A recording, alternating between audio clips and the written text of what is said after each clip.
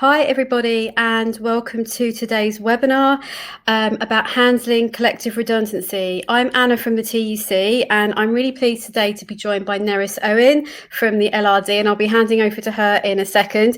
We're just going to do a little bit of housekeeping before we get going. So you can view today's webinar with live captions. There's a green button underneath us. Click that and the webinar will open in a new window. But if you do that, please remember to close this window, because otherwise you'll get a bit of an echo once the webinar, if you're watching it in two windows. It's great to see so many of you already saying hi in the chat panel. Please use that to tell us a bit about yourself and to share any ideas. My colleagues will be posting links to resources or any other interesting things that come up during the webinar, so keep an eye on that. And don't worry, we will be sending an email round to everyone who's registered after this session with a video and with all the resources that we mention. We will take questions today, so if you've got any questions for Nerys, please post them in the Ask a Question panel, again, which is at the bottom of the screen. We can't answer them all, we probably won't have time, and we're not able to answer very specific niche workplace situations, but we will try and answer as many of the other questions as we can. So that's it from me for now. I'm going to hand over to Nerys as she's going to talk about collective redundancy. We all know that redundancy is a key issue for workplace reps anytime, but I think at the moment it's even more pressing. We all know what the last 6-7 months has been like, and the difficulties this has brought to all of us. So over to Nerys. Oh, thanks very much. Yeah, well, the other thing we've been doing is we've been working with Union Learn on a new TUC handling redundancies guide, which is, I think it goes live today. And so, you know, to the extent that there isn't detail in this talk, you'll find the detail there. And obviously I'm being recorded as well, so you know you can listen again, because there is a little bit of complexity in places. But I'm going to talk for about half an hour. Well, thanks for asking me anyway to come. This is actually my first ever webinar, so bear with me. We're looking at an extremely serious situation here. It's extremely serious, leading up to the ending of furlough on the 31st October. The figures are absolutely shocking. Probably 1 million redundancies during 2020. There's a report that Citizens Advice has produced called An Unequal Crisis, and I commend it to all of you. They're saying that they are taking helpline inquiries on redundancies literally every 2 minutes. They're looking at 7 times as many as they had this time last year. So it is a crisis. It's a UK-wide crisis, but we know that some sectors are far worse affected than others, and we also know that some regions are far worse affected, especially as a result of the local lockdowns and so on that we're seeing. And finally, what we know is that people with protected characteristics, especially disabled people, are being particularly badly hit, and that's something I'm going to come to later on in this talk. So something we know about employer decisions is that when employers take decisions at speed and under stress, they're much more likely to result in discrimination, bias and unfairness. And frankly, we're already seeing this play out in some of the responses to the pandemic so far in relation to these redundancies. But there's a flip side to that, because something else we know is that when employers take joint decisions that they base on consultations with trade unions, those decisions are much more likely to be fair, they're much more likely to be non-discriminatory and to save jobs in the long term. So So how is that achieved? Well, it's achieved through consultation, and that is the focus of my talk today. So I'm aiming the talk at reps who are doing this for the first time, but I think there probably will, given where we are, be quite a lot of experienced reps listening as well. And it's quite possible that some of you are already midway through a consultation as we speak. But no one thought they were going to be a rep in a pandemic. So hopefully, you know, even if there's basic stuff, there'll be something here for you. So as I say, consultation is absolutely key to a fair redundancy procedure. So as we all know, there are special rules when 20 or more employees are affected. There has to be proper consultation before you make any redundancy at all. Doesn't matter whether it's 1, 2, 3 people. Otherwise, there's an extremely high risk of unfairness and discrimination. So what does collective consultation mean in the context of redundancies? Well, you have to imagine a table, and that's a silly thing to say. Normally you wouldn't say have to imagine a table, but at the moment, it might be a virtual table, but what it means is it means getting around a table. It means both sides, union, employer, jointly examining the problems that are facing the organisation and searching for solutions that are mutually acceptable. So what does that need? You need open sharing with you of business information that's current about organisational performance. That it may well be confidential, sensitive information, but you need that information to be provided to you in a means that's accessible, so that you can understand the problems. And given the nature of the situation, some of that information is going to be very current. You're going to be looking at things like footfall decline, a lack of orders, breakdown in the supply chain, and even the impact of lockdown measures as they happen. But if you don't have that knowledge, you can't be consulted meaningfully, and you can't make suggestions going forward. And the other thing it needs is an employer that's willing to listen to other voices and consider other viewpoints. So even if the table is a virtual table, the same legal standard is going to apply. It has to be genuine and meaningful. It really needs trust. It really needs openness. And I think it's going to be far harder in a remote setting. So let's come to some law. Where is the law? Well, probably everyone knows where the law is. It's in section 188 of the Trade Union and Labour Relations Consolidation Act. But crucially, it says that, this is a quote from the Act, it says, collective consultation must be with a view to reaching agreement. And there's a really important case. The only case I'm going to cite today is a European Court of Justice case called Juncker against Kuhnel. And it says that, what does that mean? It means collective consultation must be tantamount to a negotiation. So that's a pretty high standard.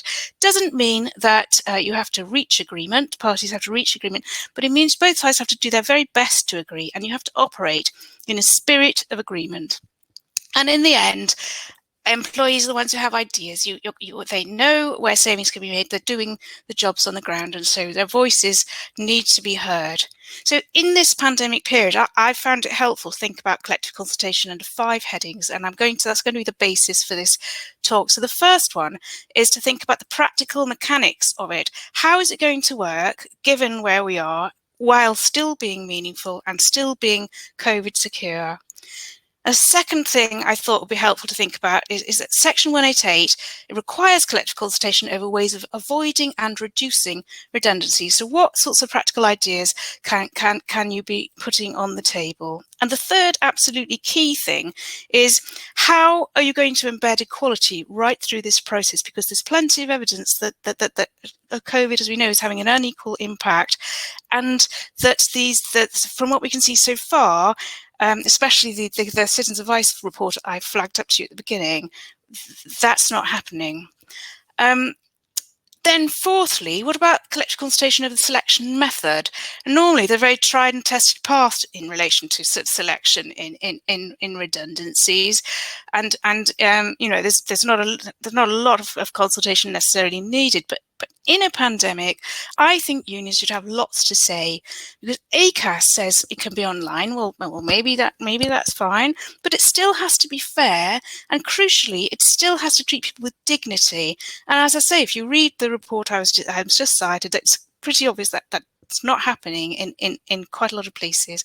And the fifth and final one is that section 188 requires collective consultation over how to mitigate the effects of redundancy. So what does that mean? Well, clearly it means, can you improve on redundancy pay, say, but also there's an enormous role, I think, for unions in a pandemic in relation to learning and training for new jobs, because these are sectors, some of these sectors, they might never recover. And the TUC is doing loads at a national level in relation to this, but there's tons that can be done, I think, at a company level too. There's going to be a separate Union Learn webinar, I know, about learning and training. So all I'm really going to do is sort of put it in the agenda, if you like. So obviously that's quite a lot of points. But before I get there, I just need to highlight just a few core points about collective redundancy consultation. I'm not going to go into a tremendous amount of detail, because there is information in the new guide that I flagged up at the start.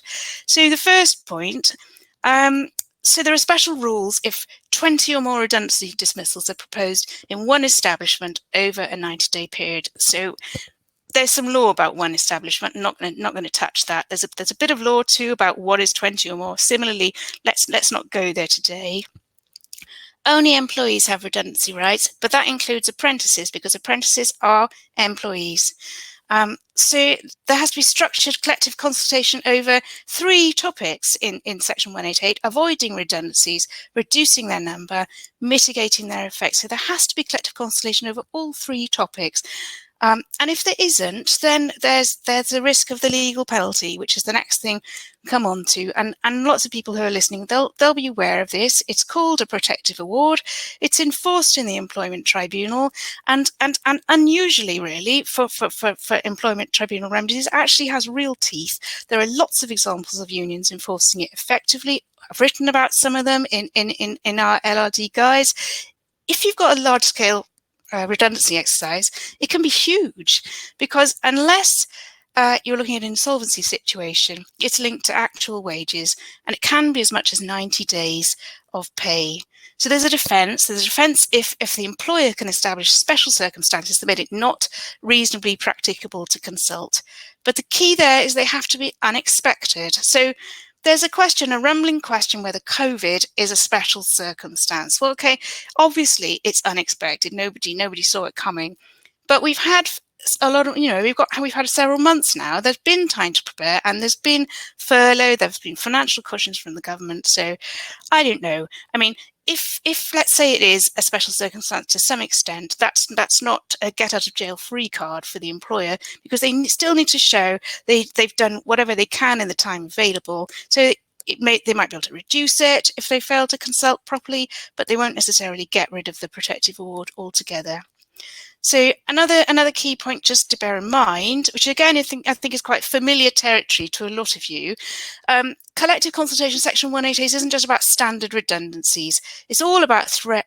It's also about threats of dismissal and re-engagement of 20 or more employees. So this is where you have a breakdown in negotiations, and the employer decides to force the issue.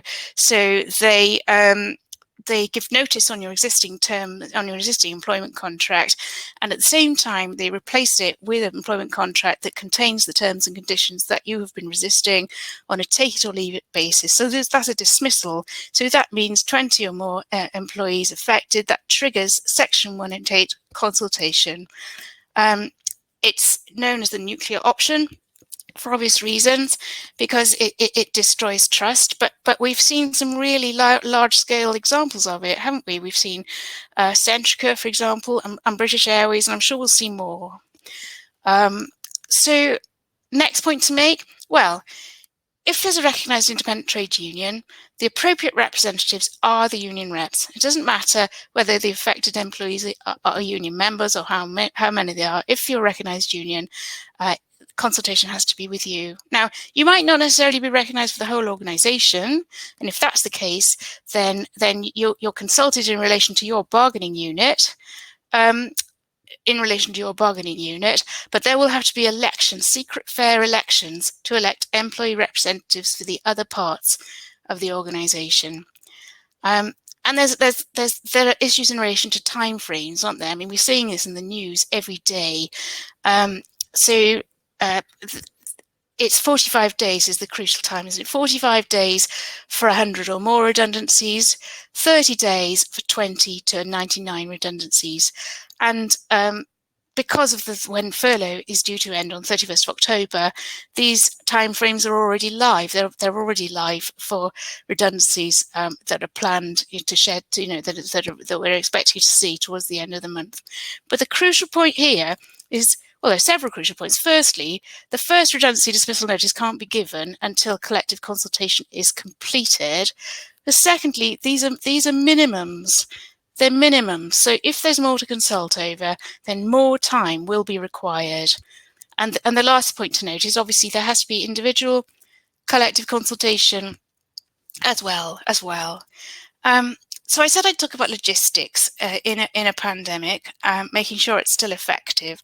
Well, the first point I think is interesting is just to be aware that Section 188 says collective consultation is with appropriate representatives of all affected employees. So that's not just the employees who are at risk of redundancy. It also includes anyone who's affected indirectly by job cuts, say, for example, because their job as a result of redundancies might be significantly larger than it was before. Now, I think that the relevance of that is possibly that it's actually a much larger group than say an HR organisation might be expecting. So it's affected employees, not at-risk employees.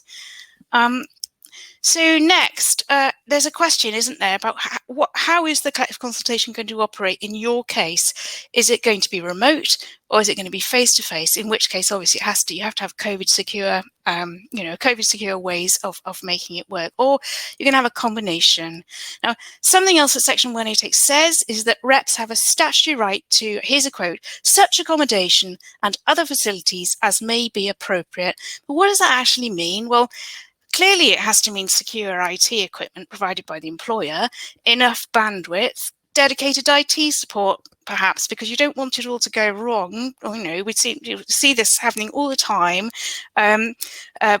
Because the mechanisms, they have to have proper IT support behind them, and you need training so that you know how it all works, so that it's not an impediment to effective collective consultation, and you have a statutory right to paid time off for training. Obviously, you don't necessarily need training. I mean, some of you are probably experts, but there we go. You have the right to training. So if you're going to have virtual collective consultation meetings, you have to agree arrangements to make sure they are effective and they support genuine consultation, because consultation, as I said at the start, is a two-way active exchange of views, as if you're around a table. So I think it's going to be very hard to do that.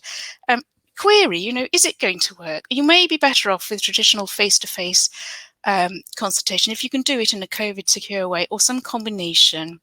If it's going to be virtual, you're going to have to organise some confidential breakout rooms for union reps. There's the question of the sharing of business information. So under Section 188, the employer has to share enough business information with you so you understand the business problems, and you're in a position then to suggest meaningful other ways forward. So you have to be able to access it easily. What Section 188 actually says, I was looking at this just before we came on air, what it actually says is the information shall be delivered, I think, in person or sent by post to the union head office. Well, that's not very practical at the moment necessarily, is it? And virtual delivery is probably a reasonably practicable way of performing the duty of providing the information in a pandemic. But still, there has to be a discussion over what form it's going to take, so it's accessible, sufficiently accessible, so it doesn't get in the way. So these things are not an impediment. These technical issues are not impediment to making it work. Another point I think is worth making is just that virtual meetings are going to be very tiring, and they're going to be unusual distractions. So I've talked to reps who are going through this, and things like how many people have had their Zoom meetings and in their Zoom meetings, and they think they're making a great point, and next thing they know, they realise they're muted and no one can hear you. I mean, most of the time it doesn't really matter, but if you're in an important meeting and you think you've made your point and you just you can just imagine it's not good. So I think it's a sensible thing to do practice runs, to have practice runs between yourselves so that you familiarize yourselves with how it works. You decide who's going to take the note, whose role is what, and so on before you go in, because it is going to be unfamiliar, and these things can go on for hours. Next, practical logistical issue, if you like, is what Section 188 says about access. So it says you shall have the employer has to allow you access to all affected employees. So what does that mean in a COVID world? Well, it means access to members, it also means access to non-members. So what contact information are you going to get to access non-members? Obviously, in relation to your own members, I expect you're pretty well organised in relation to this, and you can use Zoom meetings, email, and so on. And I've heard that Zoom meetings they're getting better engagement than other more traditional methods. There you go. So that's access. But another really important point as I said at the beginning, in relation to drawing up what's on the agenda, how is it going to work, is learning and skills. So I think it's a good idea to make sure that you've got your union learning reps in your collective consultation meetings right from the very beginning. And if it's a very, very large scale redundancy exercise, in an industry where it's likely that people are going to have to be reskilled to effectively start again, you might want to set up like parallel high-level negotiations specifically on learning and skilling that involve union learning reps and senior management and outside agencies like the Job Centre Rapid Response Unit, so they can be doing that at a high level, getting on with it separately. But union learning reps are going to need extra facility time, aren't they? And there's going to be agreement. There's going to have to be agreement on what their role is. You're going to have to cover all the shifts of the employees at risk, including people on maternity leave and so on. So they have statutory paid time off rights. But as I say, there's going to be a separate webinar about learning and skills. So I just wanted to flag out where it belongs on the agenda. So next thing I wanted to talk about was about practical ideas that you can have to avoid avoiding or reducing redundancy. So I'm just going to check my, oh, okay, I was going to speed up a bit. So yes, well, Section 188 is obviously not just about how to implement redundancies. It's also about whether redundancies are needed at all. And go back to those words that we read out at the beginning, with a view to reaching agreement. That's so important, tantamount to a negotiation. So any employer who tries to limit collective consultation by saying, nothing we can do, pointless, whatever, there's a risk of a protective award. Now, ACAS says that the employer has to exhaust all possible alternatives before making redundancies. So what is possible obviously depends on the circumstances facing individual workplaces. Now, the TUC material we've put together, lists some ideas, and it's very much, it's workplace specific, isn't it? But I'm just going to list a few thoughts. So what about starting obviously with cuts to top pay and benefits? I mean, that's an issue of credibility, not a legal issue, is it? It's the whole all in it together, or whatever. That's a good place to start. Next, what about thinking about, are the employers' plans too short term? Are they focused? Are they focused enough on the fact that the organisation, needs to come out of this at the end? It's not going to go on forever. It may be awful, but it's not going to be everlasting. So they need to retain skilled staff and institutional know-how so they can bounce back at the end. So thinking there, for example, about the job support scheme, whether it's something that they should be accessing. Similarly, they need to be maintaining customer service standards. So if you think, if you're going to have a reduced workforce because you've got lots of COVID sickness, lots of people self-isolating, is the employer going to be able to do that if they make these redundancies? And can you support these kinds of points with data based on surveying your own members? So is there any government support that the employer is not applying for? If you're looking at temporary cuts to terms, hours and pay, wage freezes and so on, crucially, they have to be by agreement. They should be temporary. And if it comes to it that notice and that you can't avoid redundancies, then it has to be agreed that any notice and redundancy pay is based on your wages, before any temporary cuts were agreed. You need to make that clear. And is it possible to exempt the lowest paid? Sorry.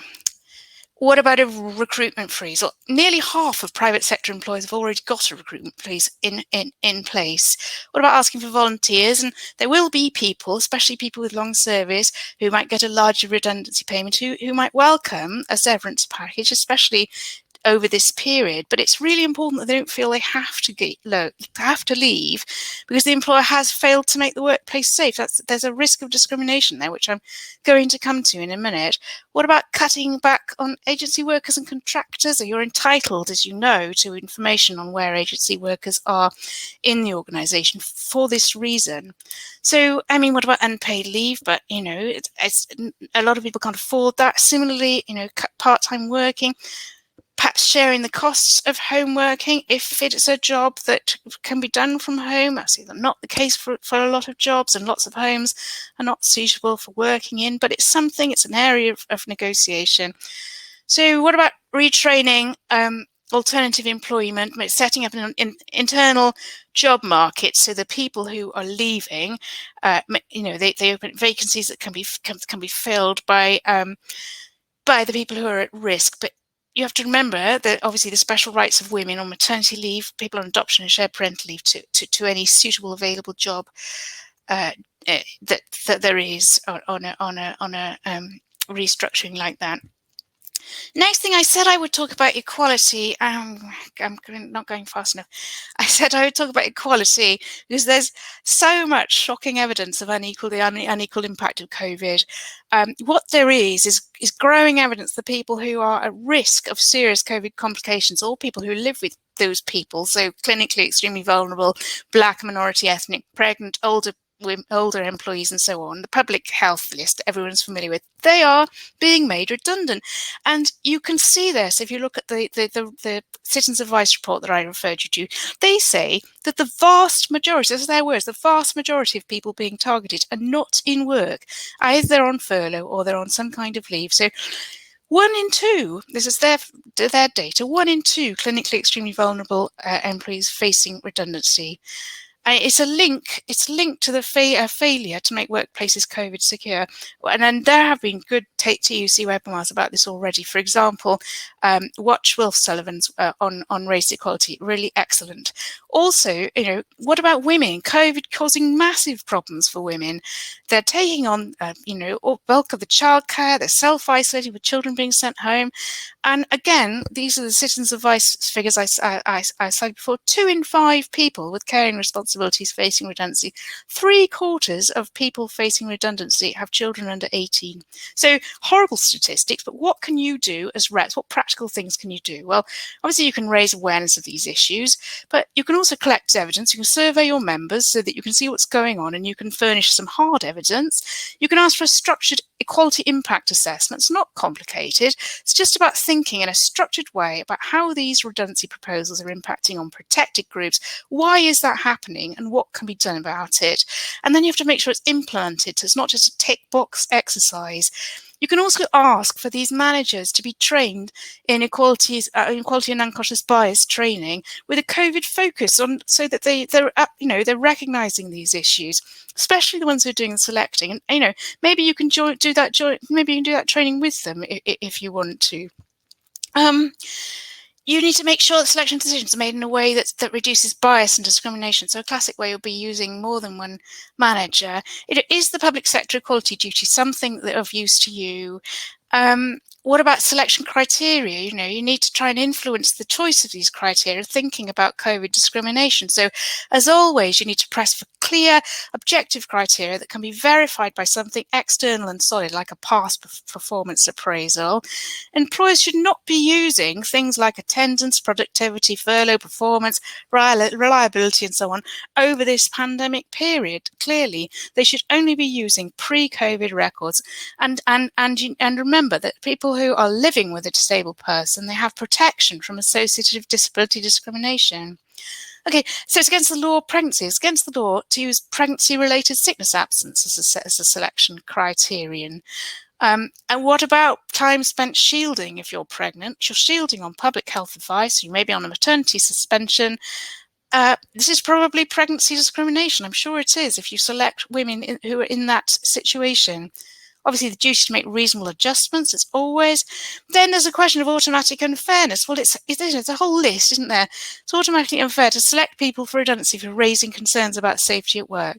It's automatically unfair to select people for staying away from work because of serious and imminent danger to their health, asking to work flexibly, taking emergency time off to care for dependents. All these things will have been happening over this period.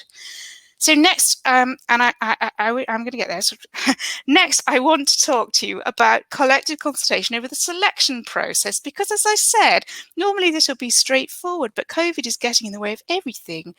And ACAS is producing really worrying reports of rushed processes that just don't sound fair. So if there's a redundancy selection procedure in place, well, it should be followed. There might need to be some minor adjustments, but basically that's where you need to start. So if individual consultation meetings are going to be remote, they have to be, they have to be fair and they have to be non-discriminatory. And if they're rushed, they're more likely to be unfair.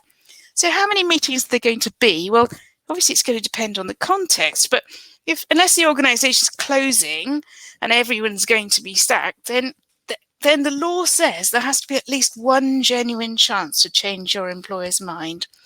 Now, the more issues that have to be consulted over, like alternative employment, for example, the more meetings are going to be needed. But it's not just about fairness. It's also about dignity, isn't it? It's about taking the loss of people's jobs seriously.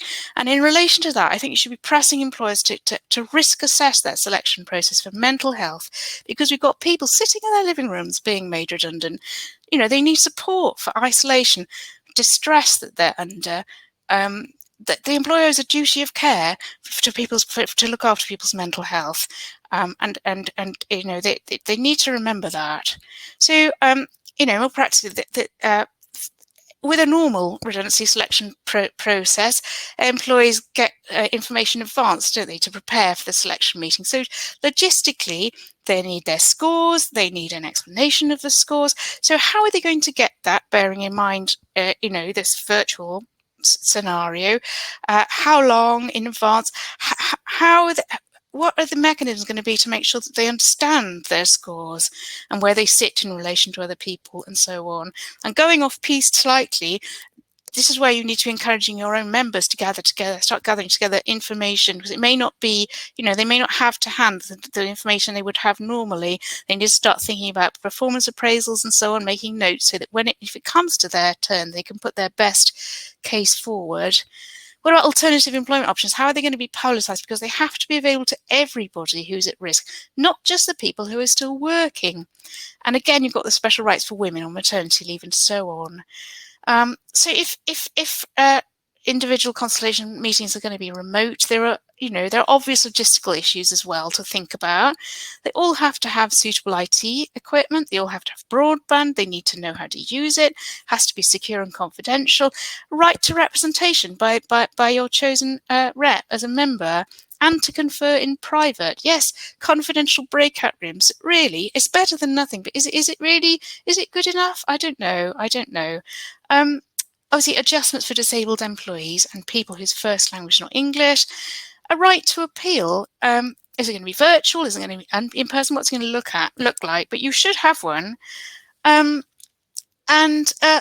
Finally, obviously, if they're in person, the meetings, there has to be arrangements for getting there safely, social distancing, and so on, and for representation by your chosen rep. So I'm coming, and I have got time for this, I'm coming to my fifth point, which is collective consultation over mitigating the effects of collective redundancies. So super important. The potential topics, obviously redundancy pay and notice. So most unionised workplaces are likely to have, or lots anyway, are likely to have enhanced redundancy pay, better than the statutory minimum. But if you can agree something better during your negotiation, then obviously you need to shout about it, because that's motivating. That's motivating for everybody, and it helps drive up membership and so on.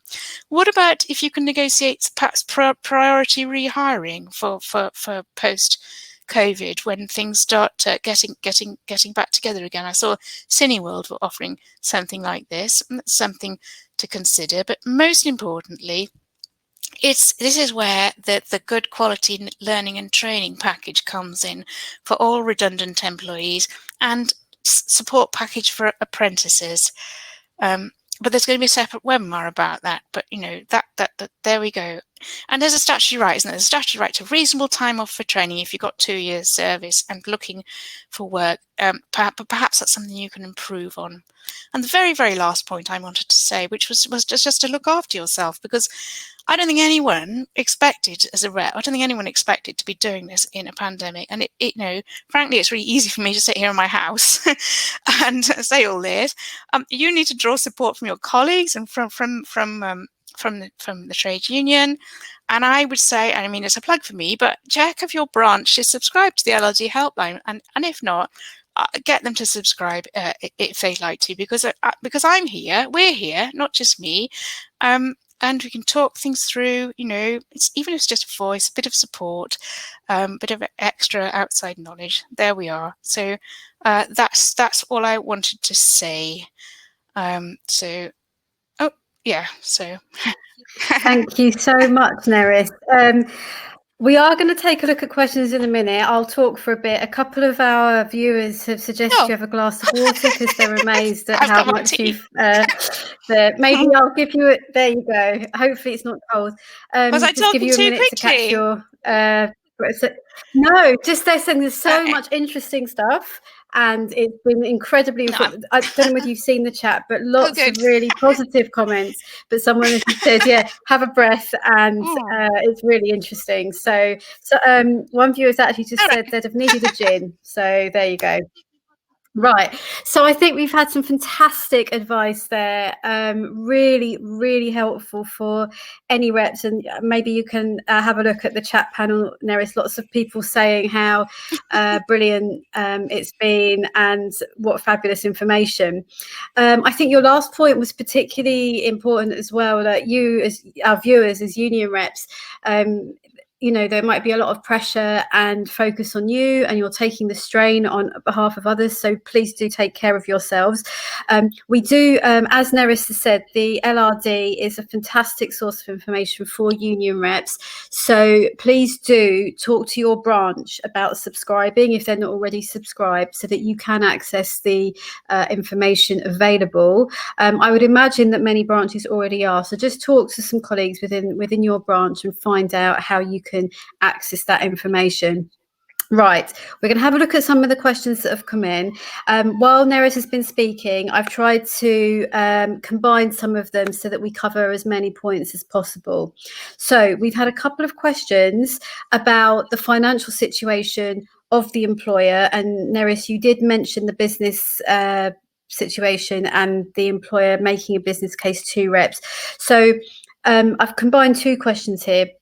How can we scrutinise the employer's financial information to ensure that they're making a legitimate case for redundancy? But kind of on the flip side of that, what can a rep do if the business making redundancies refuses to give the required paperwork regarding these finances? Okay. Well, I think it's a good idea to go back to what Section 188 says for a start, because you're entitled to information on the reasons for redundancy proposals, but in the end, consultation has to be meaningful and with a view to reaching agreement, as I just said. So if you can't understand financial information because it's not accessible, it's not provided to you, then consultation can't be meaningful. So surely then there's a risk of a protective award, I would suggest. So you need to go back to them. I think you need to ask, well, you need to make that point clearly, but you need to ask them to provide the information in a more accessible way. I think you need to ask them specific targeted questions about the information they provided and the missing information that you want. Then you need to, I think about what it is that you can do separately, maybe to try and gather up, find information from other sources. Now, financial information isn't something, I'll be honest, I know very much about. But so when I saw the question about financial information earlier, I did talk to one of my colleagues who does much more of this kind of thing. And she said what you need to do is get hold of the accounts of the company, including parent company accounts. And if a company is owned by another or a part of a group, you can get the parent company accounts at Companies House, or if it's online, if it's a big multinational. So even if a subsidiary is losing money, you might find that the UK parent or the global parent is still profitable. And she gave the example of British Airways, where they're making losses, but IAG are still resilient and still buying other companies. So, and you could look at directors' pay, and you could, can they take a cut and save jobs? Maybe what if it's a PLC? Are they still paying out dividends? How much are they? And she made a really good point, which I thought was to look at the company news, see whether they're making spending decisions elsewhere. Are they still buying property? Can you see assets on the balance sheet that might be able to be sold? And she pointed up to me the Unite BA Betrayal campaign, where they're using financial information to make a successful case, despite the company saying that it's saying it can't pay. But the other thing I thought you could do is you could maybe organise yourselves to get some financial training of your own. Because one of the reasons why this is complex is because it's out of our comfort zone, isn't it? So can you get national union or branch help with this? Or you know, I know lots of large unions have bargaining support units that can help drill down into employers' finances, and that's obviously what Unite does. But you know, going back to LRD, I mean, if you're affiliated to LRD, it might be something one of my colleagues can help you with. So I don't know if that's useful as a It's incredibly answer. useful, Nerys. Really, really helpful. I mean, especially that point about looking at information of the parent company, that it might, you know, if you just get the information about the immediate employer, there's often a bigger web, isn't there, of information to untangle. So thank you for that. We've had a question about layoff clauses and how they will affect redundancy. Can you just briefly tell us a little bit about layoff clauses, please, and how they may affect this situation? Okay, well, in principle, unless you've got a layoff clause in your contract, then it would be an unlawful deduction of wages to lay you off without pay. So, in other words, if you're already willing and able to work, then you should be paid. It's a core element of the employment contract. So, if the employer wants to lay you off, they have to have the contractual right to do that, the written contractual right to do that. Otherwise, you're looking at an unlawful deduction of wages. So that's the first thing to do, is to look at what does the contract say. So if it doesn't have that, then layoff is only possible through negotiation. They have to have an agreement that you reach now in the course of, you know, what's going on. But if there is an express layoff provision in the contract, then that makes it easier for the employer. There is something called statutory guarantee pay, actually. So even if a layoff clause with to saying you're not going to get anything, I think will be quite unusual. I don't think I've seen one of those. In other words, that the employer has the right to lay you off with no pay at all. There is statutory guarantee pay. It's one of those funny provisions that's really old, and the level is very, very low. I think it's like maximum £30. I can't remember really, but there is anyway statutory guarantee pay. You have to look it up as a minimum, even if the contract says you're going to get nothing at all. But yeah, so the key point, sorry, just to come back. So the key point is, if your contract doesn't give the employer the right to lay you off in writing, doesn't have that, then they can't do it without your agreement. You're entitled to be paid. So there has to be a negotiation. Thank you, Nerys. Really helpful there. We've had quite a few questions posted in the chat panel that relate to data and data protection. We all know that we're currently subject to the GDPR, and what implications do redundancy situations have for reps to have access to members or non-members' details? I appreciate this is a huge area, so don't expect, you know, we could probably have a whole series of webinars just about this. But briefly, what would your advice be on this in this area, please? Gosh, that's a hard one, isn't it? Okay, well, I mean, the GDPR. So GDPR doesn't cover anonymized. We're not talking about anonymized here. You need to have a purpose. You need to have a legitimate, lawful purpose to process data. And given that, as we've just outlined, you have a statutory right to access these members, there has to be a means of accessing them, and the only way of doing that is through having personal data. So I think as you have a lawful purpose, and it's not sensitive data, because it's just people's names and contact details, then it's permitted under the GDPR. That would be my take on it. I mean, yes, it's personal data, but just because if it's personal data, that means you have to have a lawful reason to process the data. The lawful statutory reason here is quite clearly that you have permission under Section 188 to access these people. So that's the answer. And I would assume that the only bit that is sensitive data is the union membership part. And if someone is a member, then the rep will already know. Exactly. Yeah. Okay. Well, we'll bear that in mind, but perhaps that's something as well that is, as it's such a big area, we can try and point you towards in our follow-up email to this session. We'll see if we can look something up on that, or if the LRD have something, we'll definitely include it as a link. Okay. The other thing is you might. I mean, that might be. It might be. I'm not volunteering, okay, but you might want to think about a separate webinar that just looks at data protection, because it is such an enormous, or maybe a joint one, like you sometimes have when you've got more than one person. Yeah, it's probably like a 15-minute issue, isn't it?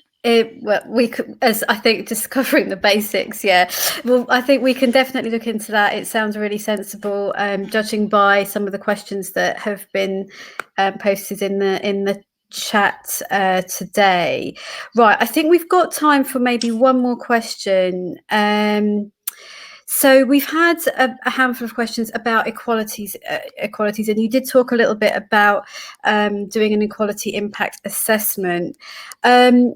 What advice have you got about ensuring that they are meaningful rather than just kind of like a box ticking exercise in these situations? Gosh, well, you have to make sure that what you're suggesting happens.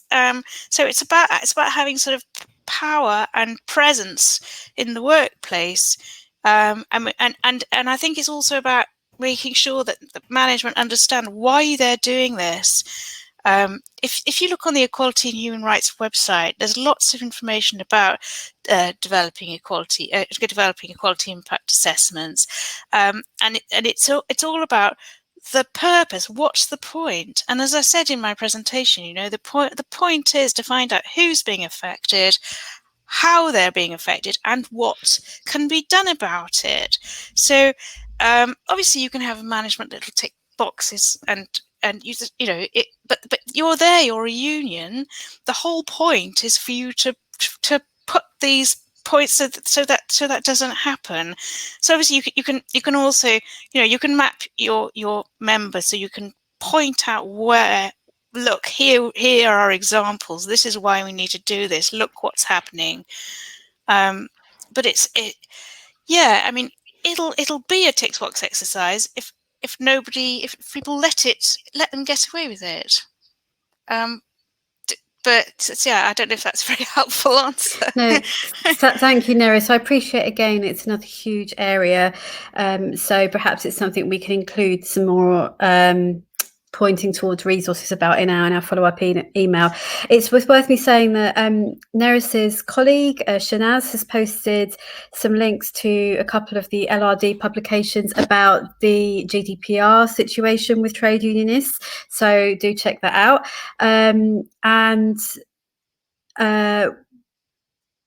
We will include that in our follow-up email as well, so don't worry if you miss making a note of it now. So we have sped through that. It has been an incredibly interesting 50 minutes. Really, really brilliant, Nerys. Thank you so much from me and from everyone. I think what we'd like to do, if we could, is have you back on another webinar in the not too distant future, if that would be okay. I won't hold you to that, but just put that out there. I'm sure lots of people would come back for a for more insight from you. So thank you so much for today. It just leaves me to thank everyone for tuning in. Do keep coming back for more webinars from us. The next webinar from colleagues in Union Learn is tomorrow at 11 a.m. It's about empowering dyslexic learners. It will be full of important information and resources, so do tune in. You can register at crowdcast.io/TUC, where all upcoming webinars from us will be there. So do take a look and register for some of those. Thank you again, everybody, and thank you, Nerys and the LRD. We hope to see you again soon. Bye-bye for now. Thanks for having me.